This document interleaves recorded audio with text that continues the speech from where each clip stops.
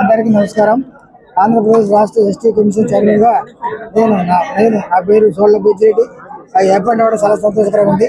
ఆదివాసీ ప్రజలకు మేలు చేయాలని, ఆదివాసీలో ఉన్న చట్టాలను హక్కులను రక్షించాలన్న గౌరవంతో చాలా ఆశతో ఉన్నాను.